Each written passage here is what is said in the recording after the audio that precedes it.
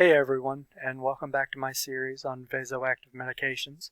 If you're new here, my name is Cody Summers, and my goal is to help nurses and healthcare professionals in general better understand the medications that we use every day to manage our critically ill patients. In this video, we're going to be focusing on a powerful and life-saving drug, epinephrine. Whether in the ICU, the ER, or the OR, epinephrine plays a vital role in managing a variety of critical conditions, so let's dive right in. So epinephrine, also known as adrenaline or just epi, is a naturally occurring catecholamine produced by the adrenal glands. It plays a crucial role in the body's fight or flight response, but in medical settings, it is most often used to treat life-threatening conditions such as cardiac arrest, anaphylaxis, and even severe asthma attacks. It's classified as a vasopressor with inotropic and bronchodilatory properties. But what exactly does epinephrine do, and why is it so effective? Let's break that down. So epi works by stimulating both alpha and beta adrenergic receptors throughout the body. This dual action makes it very unique. Here's how it works. Alpha-1 activation causes vasoconstriction, which increases our SVR and thus increases our blood pressure. It also works on beta-1, which increases heart rate and contractility, which improves our cardiac output. And it also works on beta-2, which causes bronchodilation, making it easier for patients to breathe during severe asthma attacks or anaphylactic shock. And so this combination of effects makes epinephrine a very versatile medication that can address both cardiovascular and respiratory emergencies. So epinephrine has a wide range of clinical applications, and the most common uses include cardiac arrest. It's a huge part of the ACLS protocol to help restore circulation. Anaphylaxis. Epi is the first-line treatment, rapidly reversing life-threatening allergic reactions. Severe asthma exacerbations.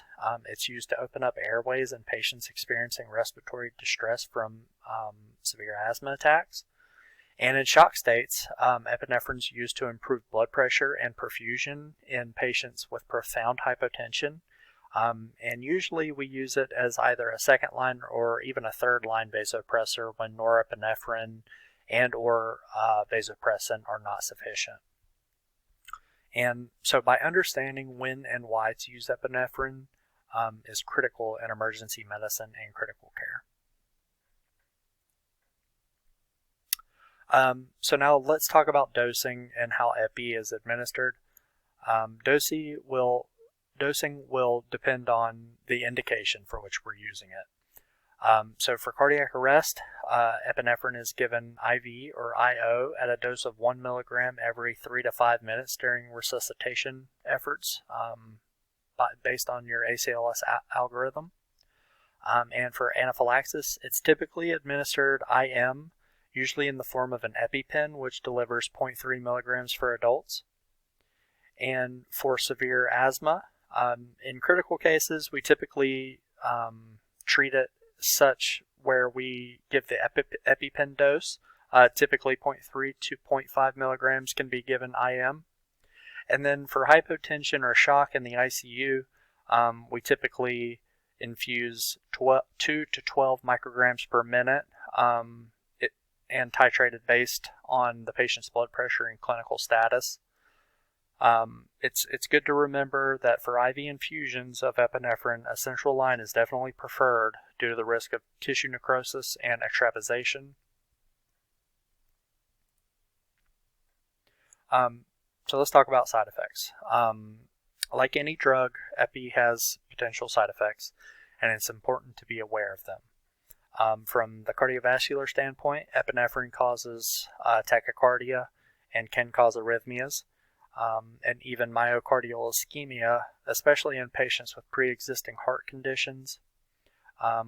With the central nervous system, epi can cause anxiety, tremors, headaches are very common, especially due to its stimulatory effects. And then tissue ischemia. Prolonged use or high doses can lead to ischemia in peripheral tissues due to that profound vasoconstriction. So contraindications are pretty few, primarily because epinephrine is used in a life-threatening situation, but caution is advised in patients with underlying coronary artery disease or certain arrhythmias. So let's look at a case study and let's see how epinephrine is used in a real-world scenario. So you've got a patient, it's a 35-year-old female with a history of severe allergies, presents to the ICU in anaphylactic shock after exposure to peanuts.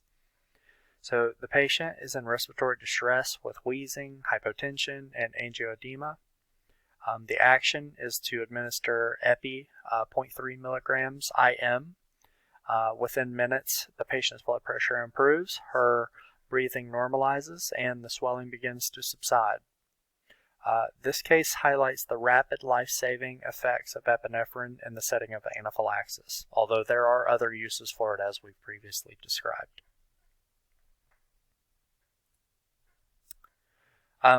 Okay, so you might be wondering what's the difference between epinephrine and other vasopressors, like norepinephrine, especially since they're both catecholamines.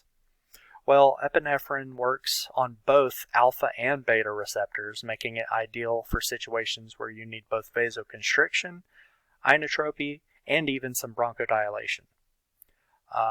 Norepinephrine, on the other hand, primarily stimulates alpha-1 receptors, although it does have some beta-1 activity, which makes it much more effective for increasing blood pressure without as much effect on the heart rate or lungs. Obviously, each drug has its place depending on the clinical scenario that you're